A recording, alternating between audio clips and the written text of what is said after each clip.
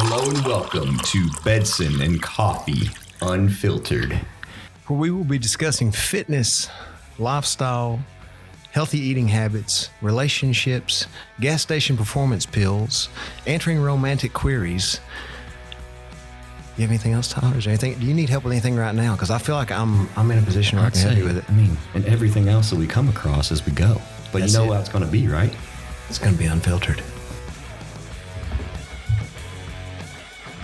I don't mind Mel Gibson. I like Mel Gibson. But I'm pretty sure like the industry hates him because the critics like go read the reviews because it's pretty fucking mean. They're just like, this film should be found in a bargain hunt video. Why the fuck's it in theaters? Like shit like that. And you're like, damn, all right. Not every movie is meant to be like an Oscar-winning movie. Like some are just purely for entertainment. Exactly. Like And I'm not I a feel like harsh that's what critic. that was. Is me and Laura do this thing where we go see a movie, we don't check the ratings until after. Yeah. And then we both get in the car and we're like, all right, what would you have rated that? And we'll say it, and then we'll go check the actual like Rotten Tomatoes score and all that shit, and the critic scores. So we went and saw that one, and we didn't think it was that bad. Like it probably could have been longer. They could have filled in some of the gaps. Yeah. But we look afterwards, and I guessed 60%, and she guessed like 82. Guess what it was? On Rotten Tomatoes? Yeah, Probably like 40. it was like 30. 25. Oh my gosh. Yeah, well, you know. Yeah. It was bad. And then some people don't want to have a good time. We were reading the reviews on the way, and it was just, they're ripping it apart. They're like, Mel Gibson should just stop making fucking films. There's no reason for this bullshit. Like, Yeah. like as savage as possible. But that's the case with everything. Like you'll have some guy who is 40% body fat sitting on the couch eating Doritos, like watching UFC. Like he needs to be checking those fucking leg kicks. Yeah. It's just, Yeah. Get up, just stand up. Yep. You'd Internet. be out of breath walking to the octagon. I always wonder what movie critics look like. You know, like who's. I'm gonna have to look up some pictures later to put a name to the face of these people that are writing these reviews. Maybe you and Laura should start your own, like your little thing there. Like you guys should I'm start just your too own. nice about movies. That's the thing, you know. Yeah. Like I'd be like, oh Well, yeah, you kind of need that. Like they you need did a that great contrast job. though. Like have Laura be the mean one. Yeah. Like you could be the nice one and be like, I think they did wonderful. This is just an awesome movie. And then Laura could just be ripping it apart. Yeah. That'd be great. This was complete trash. What's the worst movie you've ever seen? Oh God. Worst movie, you know, like there's two I can think of off the top of my head that I thought just like absolutely fucking sucked. What's that? One was the Joker 2. Yeah. That was absolutely fucking horrible. It Yeah. pissed me off. Like it made it so bad that I think back to watching the first one and I feel like I wasted my time watching the first one as well. Like that's how bad it was. Yeah. And then the other one would be, I think it was called A Bug, and it had like what's the girl's name in it? She's famous in Kentucky. Oh yeah, actress. Jennifer something, right? God, it might be. Lawrence, Jennifer Lawrence. No, it's just, no, not her. But it was like a movie about like the Ashley Judd girl. Ashley Judd. It had Ashley Judd in it, and this movie was centered around she thought she had a bug in her, but there was no bug that actually existed. But she's like in a hotel room, and she's like, "There's a bug in me," and it's just like, I wanted to go see that in high school, and I was like, that was horrible. Yeah. Really I bad. couldn't tell movie. you a movie I watched in high school. Well, Step Brothers. Watched that in high school. That's how old I am. Yeah. It's pretty young. So old. I don't know. I can't think of, I mean, like, I can't really think of a movie that I hate that bad off. Like, There's some where it's just like, because normally I'll turn them off. Like, if it's like, I'm just like, fuck this. No, I just turn it off. you don't watch the whole way through. You don't feel like you wasted your time. Yeah, like, I'm not Yeah. going to invest into it. Nah. It's a good reason to read those critic reviews, though. Sometimes you're like, oh shit, I'm glad I avoided that. Yeah. Nothing worse than wasting 2.5 hours of your day. I remember as a kid, though, like, you know, like, we had just basic cable. And, Yeah. like, for some reason, there would always be certain movies playing. And, like, Grease, I remember it would be on. It's like, dude, that was horrible. We had to watch Grease in school. Yeah. It's like, I don't know why they made us watch certain movies in school. Yeah. There was like certain movies that'd be like, all right, you guys got to watch this. And I'm like, And Grease was one of them? Grease was a movie they made us watch. I don't know about you guys. You didn't have to watch Grease? No. No. Well, that's No. weird. Well, you went to an all boys school, right? No, I went to Tates Creek High School. Oh. They also call Tates Creek I AIDS thought you Creek. guys were like, yeah, AIDS Creek High School. AIDS Creek? That's what they called us. AIDS Creek. That's AIDS Creek, concerning. because they would say that all the girls at our school had STDs. I'm dead serious, man. This is what people said. Mm. Yeah. Was there any merit to that? Like, was there a reason I'm behind pretty sure that? we had like, there's probably a few dirty girls there. Yeah, sure that's of it. case But that's anywhere. most schools. Yeah. Yeah. But yeah, Bunch of troublemakers, you. I remember the year I left Tate's Creek, there was a news article, and it was about there was a fight at the baseball field. And this kid, they were fighting. One pulls out a gun and shoots the other kid. So the other kid's friend got mad that he shot him, so he goes up there and he stabs him.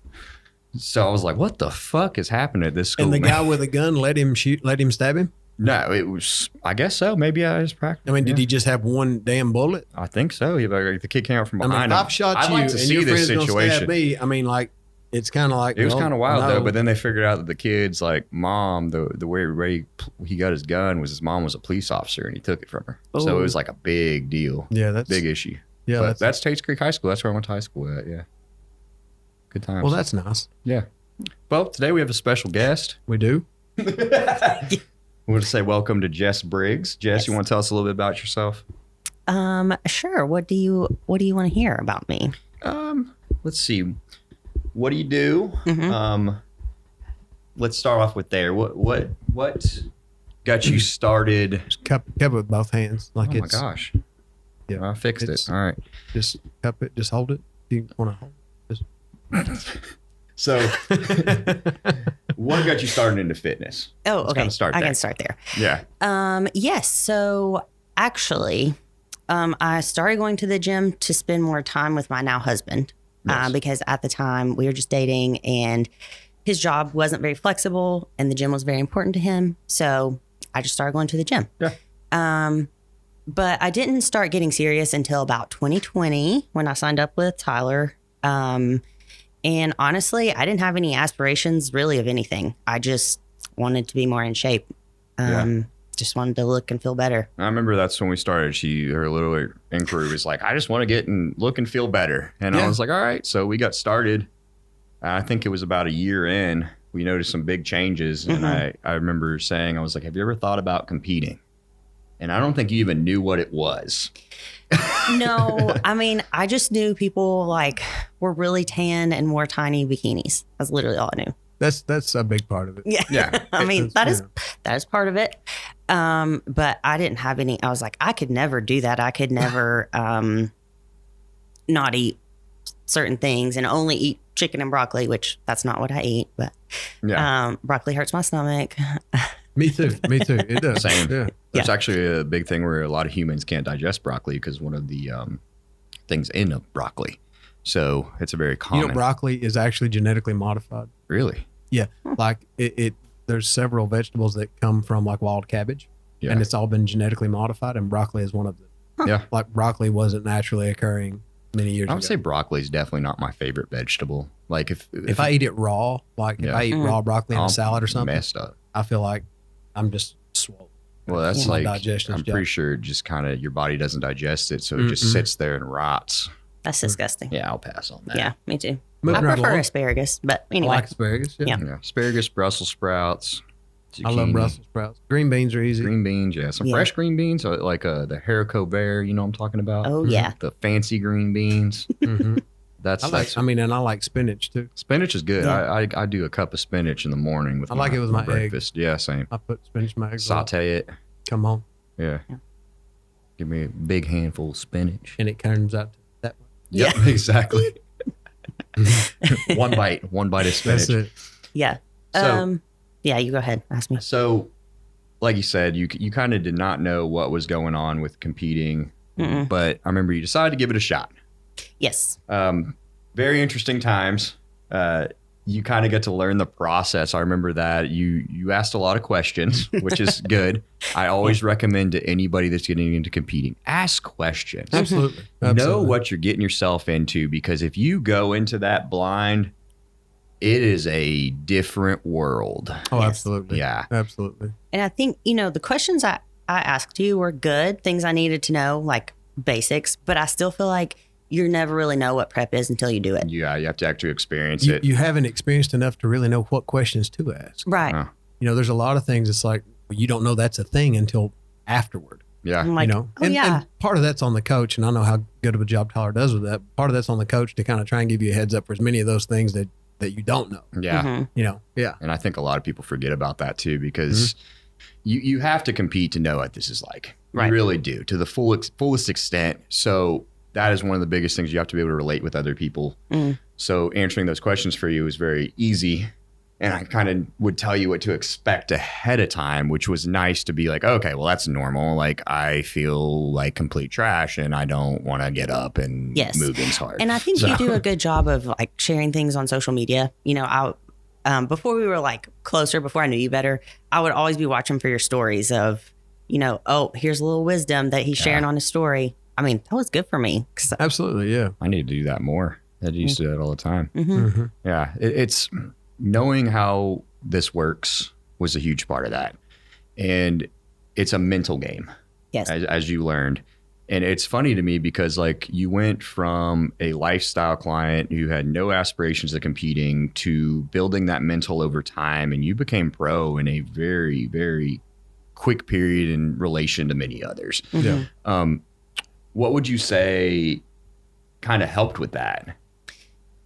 Well, I think one of the biggest things would be support system. I mean, having people around me who were encouraging me, who believed in me.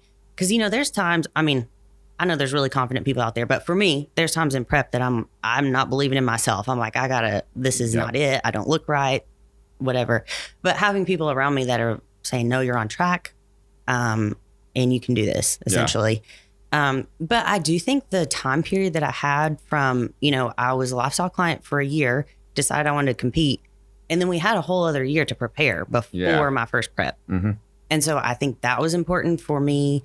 And honestly, when I was a lifestyle client only, I approached it. I had this mindset of I want to be better than the competitors. Like I want to execute perfectly. Yeah. And so I think that also set me up for, as far as like my actual physique, a really good spot to start. Yeah, definitely. You ended up winning an overall your first season competing, which is hard to do. It is. You did go against a lot of girls that actually I knew competed for years. I remember one girl getting pissed off that you beat her, which I thought was hilarious.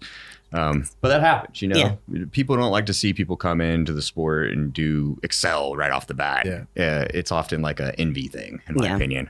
I mean, I've seen guys do it to me all the time. Like I did it for 10 years now, and I'd have a guy who had started his first year, did it for 6 months, and I'm like, wow.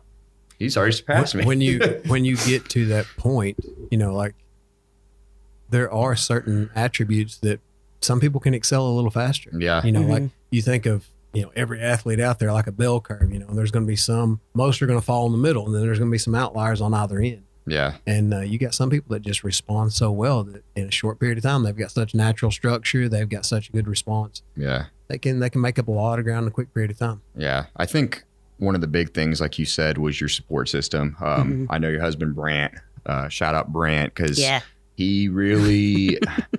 He's more intense than me. I mean, yes. He's executes better than I ever could. And that's just... Like, Brant has pro mentality without wanting to really compete, which is wild to see, because if he did, he'd do very well at it. But I notice it, like, we'll be training at the gym, working out, and it's us three, and Brant will be like, you could have done fucking 4 more. Why did you stop? And I was like, he's damn right.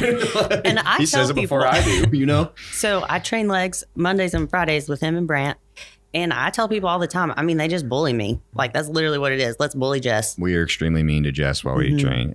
But it's good for me. Your legs are growing. whatever works. Whatever works. and apparently it's... Yeah, that's one thing is with training legs, I do feel like you have to train with somebody a lot of the time to get the most out of it, because me personally, when I train legs, I want to quit. Yes. So one thing that a lot of people don't really talk about a whole lot is inside of the gym is that intensity, but also that pain tolerance. Yep. Like any jackass that goes in the gym is willing to go to failure on bicep curls. Yeah. And you'll have, you know, a lot of guys will go to failure on bench and their buddy will pull it off, but it takes a certain amount of intestinal fortitude to drop into a squat not knowing if you're going to stand back up. Yep. You start to lose your fucking peripheral vision. Like Yeah. Okay, can I get another one? Let's go. You can only reach true failure when you have somebody telling you, you got more. Yeah, because in your mind, like the time it took you to stand back up, God, it feels like hours. Yeah. But they can see that speed and they can have a more objective look and give you, that instant feedback. Oh, you got another one. Let's go. Come on. I mean, literally 2 weeks ago, we were doing legs and I'm like, I literally cannot do any more. And Tyler's like, you have 5 more. And I'm, I'm screaming like, I cannot do any more, but I'm doing it. It's just. And she did 5 exactly. more. Yeah. Yeah. You can. It's just going to hurt. It's just going to suck. Yeah. And that's where, having somebody with you can be very, very helpful. Yeah. There's been times where I've had Jess look at me and she's like, what the fuck? You mean, how am I going to do 5 more? There's no way I'm going to get through this. And I'm like, you can do this. Yep. Yeah. And you have to have somebody tell you that on a lot of those harder lifts. Like you should have like a slight sense of anxiety before you go do that set because you're like, oh God, what am I getting myself into? You should understand what you're about to actually do. And it's going to suck. It's going to suck. Yeah. To grow that muscle that's needed for a lot of these high up divisions and pro level. Because what a lot of people understand is like once you get to the pro level, everybody is good. Yeah. There's not a huge gap like there was in the amateur levels. Yep. You go pro, everybody is trying to get a step ahead of everybody else. Yeah. And they're doing anything they can to do so. Yeah. And it's, you look at how do we get a response out of the body? The body responds to stress. Yeah. And the stress we're putting on those muscles. And as you get stronger and you get more muscular, it requires a greater amount of stress. Yep. Whether that be more time under tension or more reps or more weight or something. Something has to increase for you to continue that stress. So, all right, well, how do we get there? Yeah. Yeah. And it sucks. And that's where a lot of times people will plateau and stay there because they just don't have that. They get too comfortable. They get too comfortable. Yeah. And they get, and that's such a downfall of a lot of people in that particular realm is they want to stay comfortable. Yeah. That's why you don't see them reaching their full potential inside the gym. Well, a lot of the way that I learned my intensity levels was with training with people that were better than me. Yeah. And I did that for several years. I would go to seminars. I would train with other pros and people I knew that were far more advanced than I ever was. And each time I did that, I would get better. Sure. And it would create this intensity over time to where that became my new normal. Yeah. Like that's just how I train. It's just what I've adapted to. Yeah. So we get people, and I'm sure you have this all the time, they'll come for their first time training with you and they thought they trained hard. Oh, yeah. And then you take them through 2 exercises and they're like, I could stop right now. Sure. And in order to get past that, you have to experience it. And that's more the key is you have to be able to go through that pain threshold. That's just it. Yeah. That is it. And a lot of times when you have people cross over, it's like, okay, what they'll do whenever you start doing like longer sets, more time under tension and so on, you'll have somebody with men, especially if I tell them to do a set of 5 on something, they'll pick something like on bench or something. They'll pick something like barely do for 3. Yeah. But now if I tell them to do a set of 15 on squats, they'll pick something they could have done for 25 and stop it. Yep. Yep. And you have to keep that intensity the same across the board. Yeah. It has to be there. You have to challenge yourself. You do. And there's been several occasions where I've had to tell athletes of mine, like, you need to go up.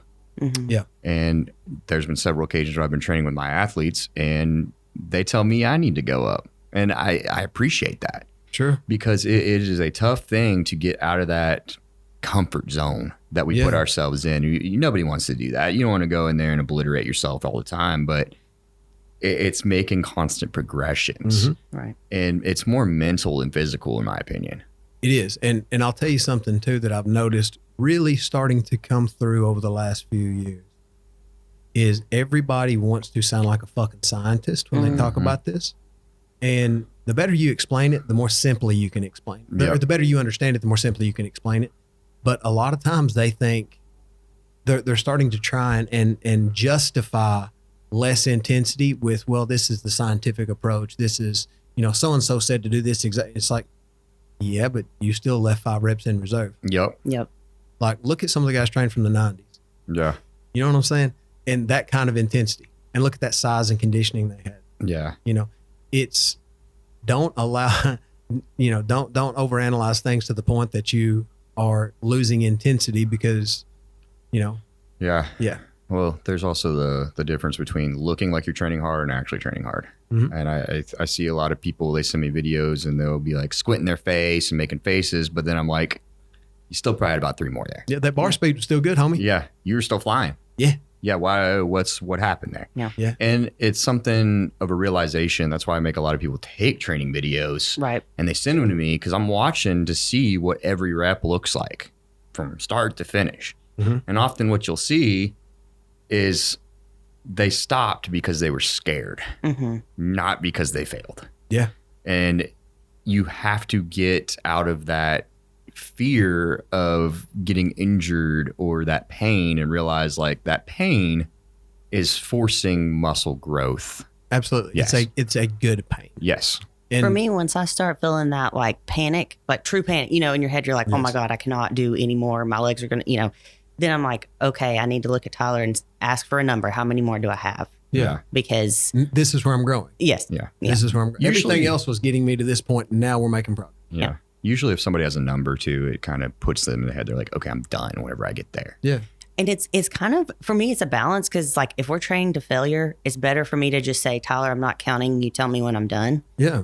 Because after a certain number, I'm like about to have a panic attack. Like I cannot do any more than 25 or whatever ridiculous number it is. But also sometimes I need the number to say I can do that many more. Sure. Yeah. You know, like, I'll have sometimes, you know, like you'll have a client ask, like, how many we're going to do? We're going to do every fucking one of them. Yeah. Let's start now. Let's go. Mm-hmm. And not say, you know, Start because counting you when it don't gets wanna- hard. Yeah. Yeah. What Ali Yeah. said. Somebody asked Ali how many sit-ups he did. He said, no. I'll start counting until it starts burning. Yeah. That's true. Yeah. You got to get in that zone. Sometimes it's like, I think something that helps is, first of all, good training partners around you, knowing that your spots are not going to make you get hurt. What I always tell people when they're training with me is I'm like, you're not going to get hurt. You're not going to die. So go until we tell you to. Yeah. And easier said than done. You know, you got to build that up. I've had people quit on me a few times where I'm like, all right, well, you learned. Let me tell you, you quit way too early on that set. Sure. You have to remember we are here. We are not going to let you hurt yourself, Right. but you can keep going. It's mental. Yeah. And then the next time you go in it, you're like, oh shit, surprise yourself. You're like, I didn't quit. I mean, there's some exercises that I'll literally just do one set. Like I'll warm up to that set, maybe some feeder sets, warm ups to that set, and then I'll have a spot. I'll go to absolute failure. Yeah. And then I'll have them help me get a couple more 4 reps. Yep. And then from there, then I'll have them help me with the concentric and I'll control the eccentric. Yep. So I went to failure on both sides of that and I'm done. Yeah. And that's a Like- very advanced style of training that I Very feel like much. you have to build up to You over do. time. You do. I can't But- write that for every client. No, No, way. absolutely not. But with that being said, it's like I said that to say this. That Yeah. one set netted me more stimulus and results than Yes. 4 sets you're doing, saving 3 and 5 reps in results. Exactly. Exactly. But getting somebody to build up to that, it just takes time. It does take It time. does take time. Yeah. And I realize that I write my training a lot based on that now, where I know the person's level is. And then my job as a coach is to try and increase that mental threshold over time. Exactly. Yeah. So you might start off doing 3 working sets because I know that's what it's going to take you to get the same workout. It's going to take somebody else to do 1. Sure. And it's just the fact of the matter. It's kind of like there's levels to this shit type idea. It is. And it's just what I've realized over time from personal experiences. It is going to take me sometimes a couple years to build somebody to being able to train like that. Yeah. You have to be able to go past that pain threshold and so Yeah. on. You know, that's the thing. Like you see guys that transition from powerlifting to bodybuilding, and like the difference in the intensity between a set of 3 and a set of 23 is different. Like you can, with 3, you hit a wall of simple muscular fatigue. Like you can't get 4 because you just ain't strong enough. Nope. But whenever you get to, you're doing a set of 20 and you get to 18 and you don't know if you can do 20, it's just purely pain. It's time to gut it out. The weight's not so much it's going to crush you, like the set of 3, but it's very mentally taxing. Yeah. And one thing I've realized is you can tell how hard somebody trains by their progress. Sure. I have some people that could eat all the food in the world and run all the supplements they want, but they are not going to grow or get the same results as somebody else that is training harder and actually using that intensity. Yeah. I've always felt like you could see a difference. Like when somebody gets conditioned, you can tell whenever they're lifting really hard. Yeah. And lift like really heavy and strong. Really, you can see it. Yeah. I was talking to one of my athletes the other day, and he's about to prep again.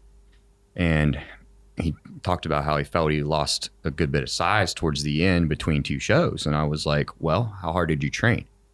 And he was like, I'm gonna be honest with you, I started doing a little bit more volume around that time because I was just tired and I felt weak. And I'm like, that's the difference.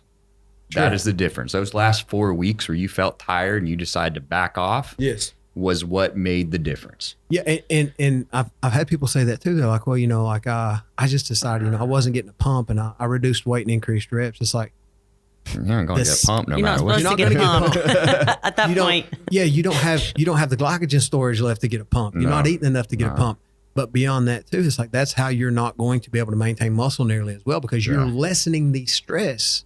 You're lessening, that stimulus that has built that muscle. The same stimulus that builds muscles maintain it. Yeah. One of my whenever rules, you begin to decrease that, you're going to lose. My rule is I always tell people establish your weights before you start your prep. Sure. So I want you to know what weights you're using. And I want you to keep those as long as you possibly Track can. it, log everything. I don't want you to have to sit there and go down by 20, 25%. You should still be trying to hit. You might not hit as many reps. That's acceptable. That's fine. But you need to give that stimulus to your body to make sure that you keep that muscle that you have gained. That's just it. The motor's not any smaller. The gas tank's just half empty. Yep. That's what you got to keep in mind. You're not eating as much. You're not going to have, as much fuel. But that doesn't mean that you get to back off. Yeah. So, next question. Oh. What's your favorite pickle?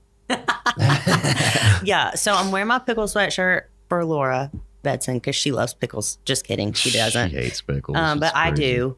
And so my favorite is actually the Grillos. Grillos are, in fact, I agree, the best pickle. I don't know that I've ever seen those. Well, you should. I'll have to check those out. They're very fresh cucumbers. They sell them in like the fresh section in most grocery stores. They're expensive as shit for pickles.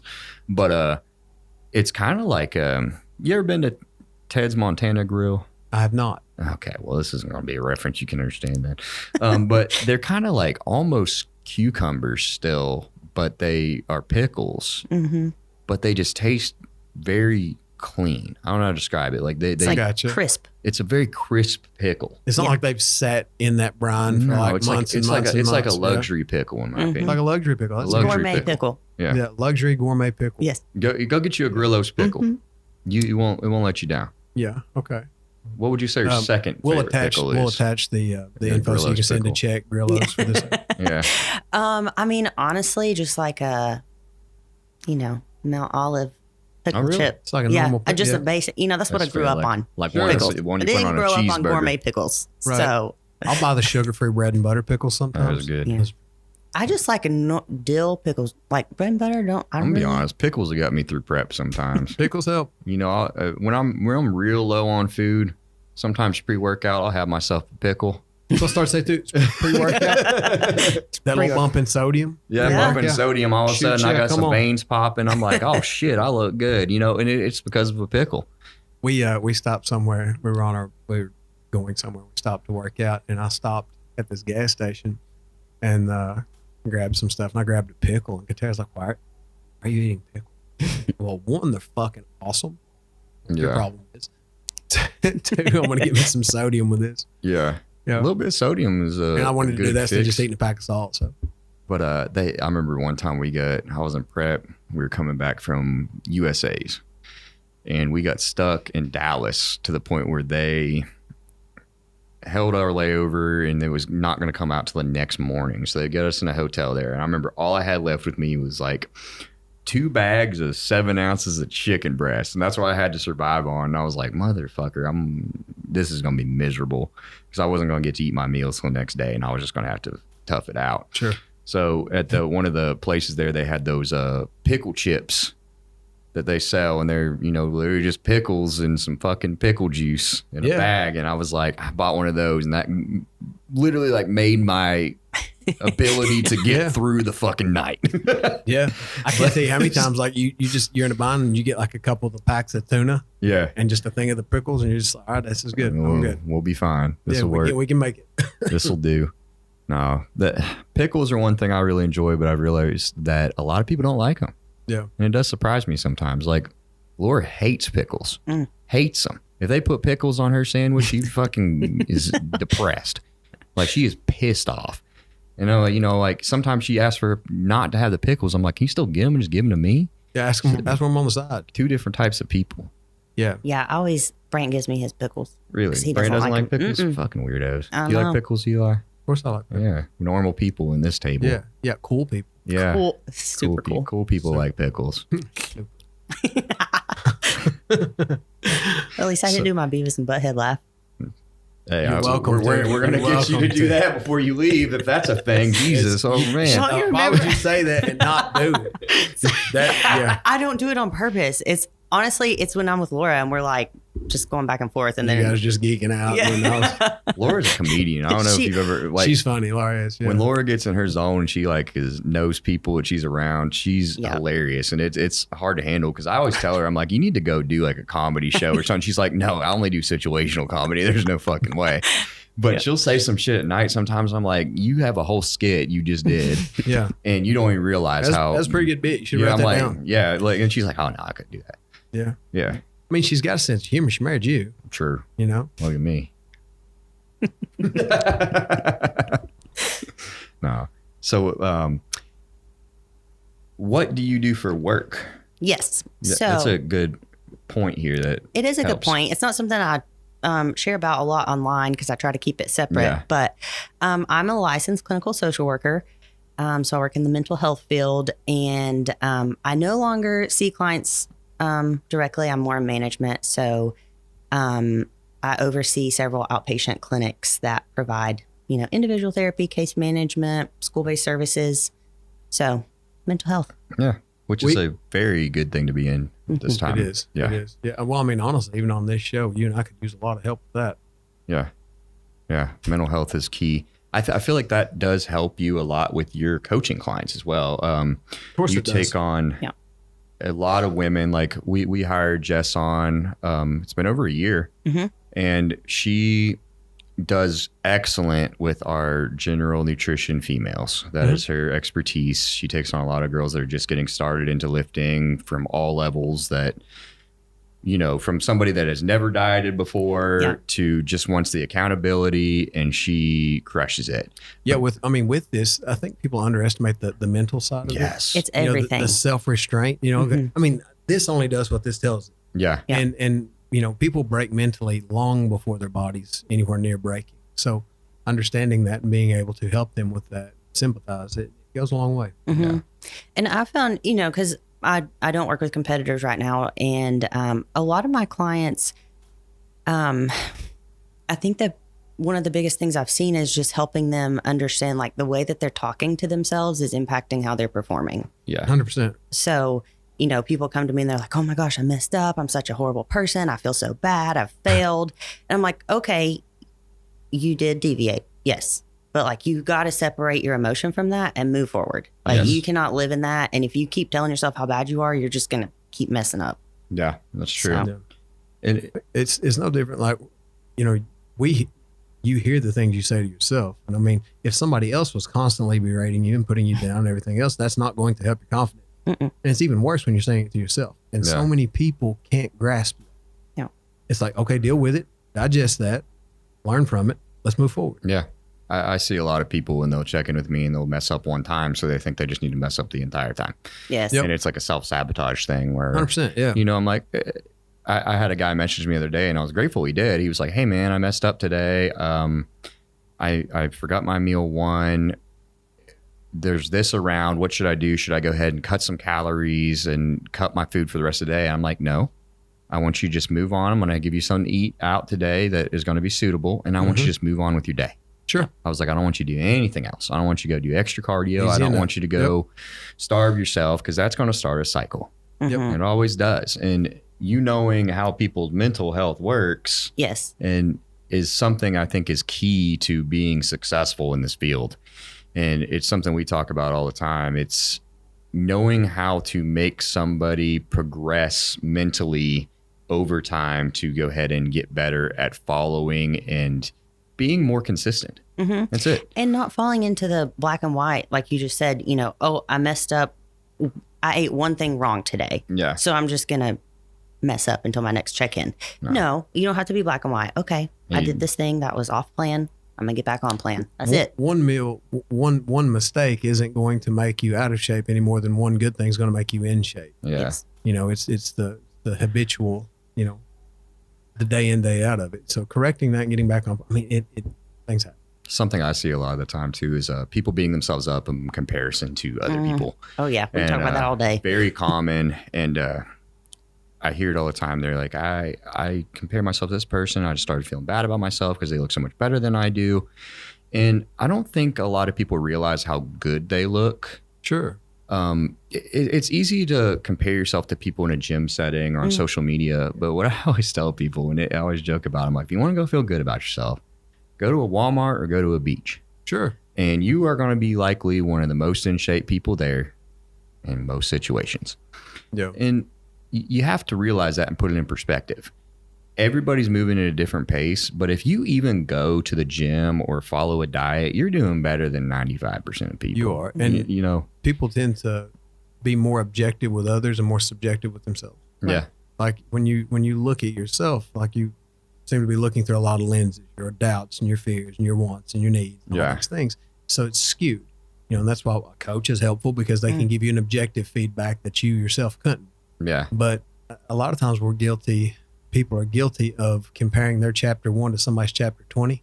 Like you'll have that new client. They're like, well, this person's doing this. It's like, well, that person's been at it a lot longer.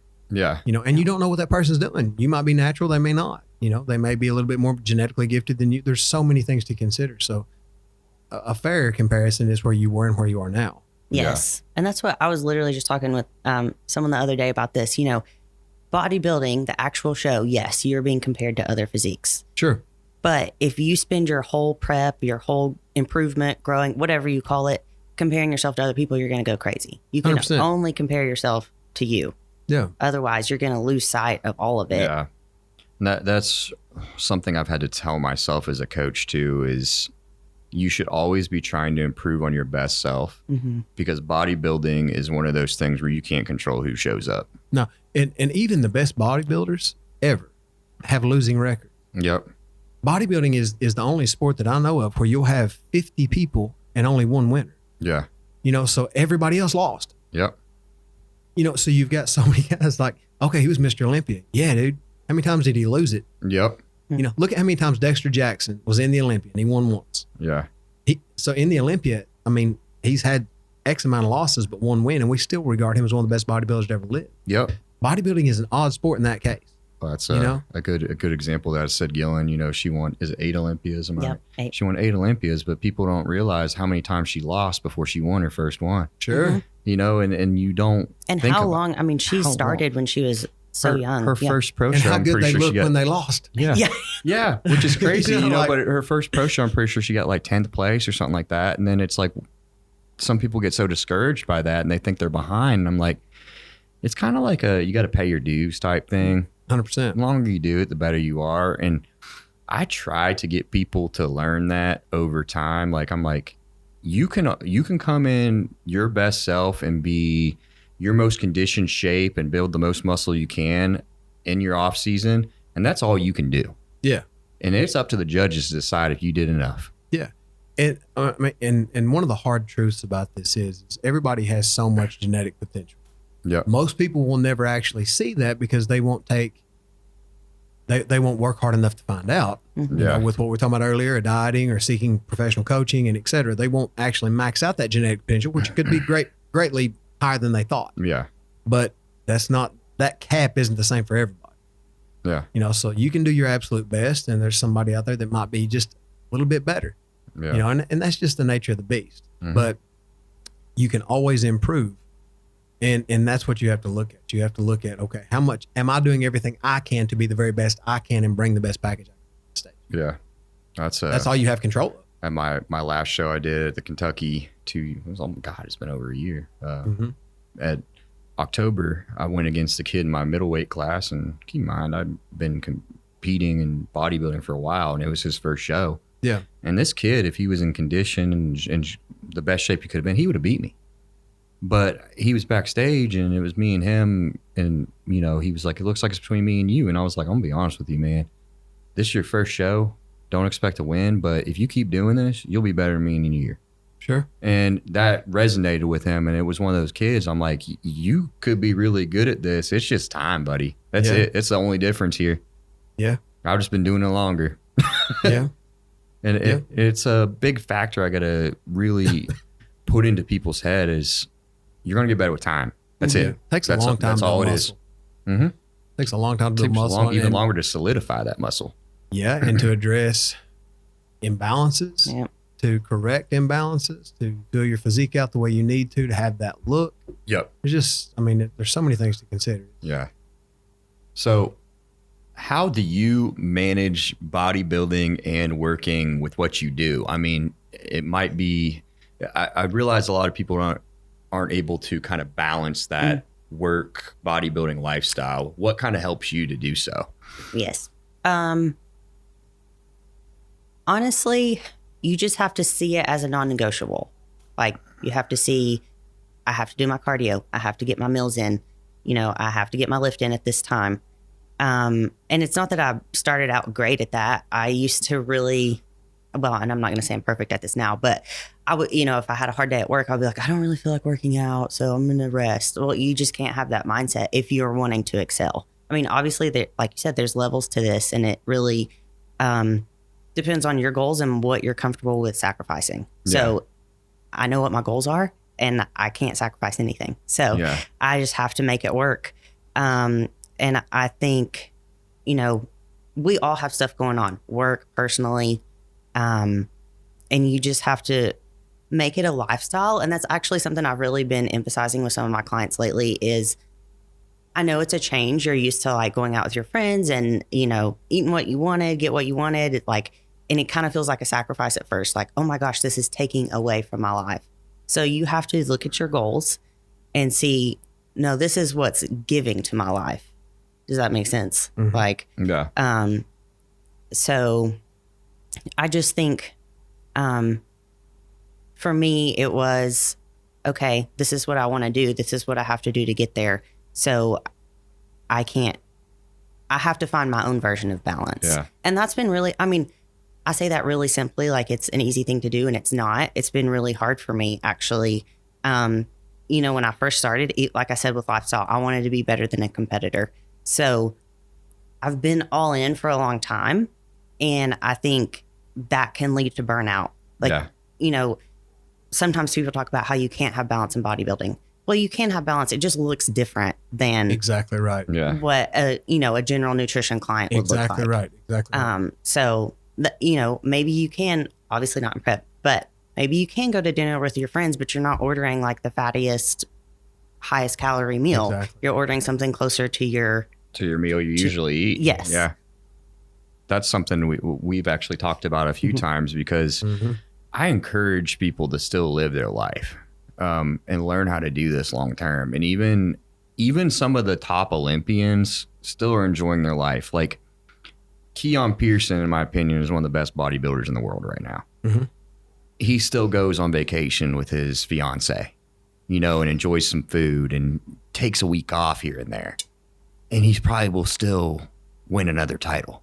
Yeah. It's something you have to learn how to do and do it in a proper way. What I always say is have a little bit of freedom, but remember each decision and choice you make can either take you in a linear way of progress or it can set you back. Yeah, as long as you plan on continuing to compete, that has to be in the back of your mind whenever you do anything. Yeah. You know, if you're in prep, it's pretty black and white at that point. Mm-hmm. Yeah. Like there's no room for error. You know, you have to prep like everybody you're competing against is doing everything perfect. Mm-hmm. You know, but you know, for a lifestyle client, for somebody who wants to maintain health, there's more room there to make adjustments and so on. But if, you know, in the off season, yeah, you can have room for more of those things, but you still have to have in the back of your mind, like she said, you're not going to go there and order exactly what they're ordering. You're going to do a little better with it. It has to be in your mind and you have to make those choices. Otherwise, you're going to set yourself back in the off season. You're going to set yourself back and make prep harder, miss progress, all those things. Yeah. You have to treat it like a job. Yeah.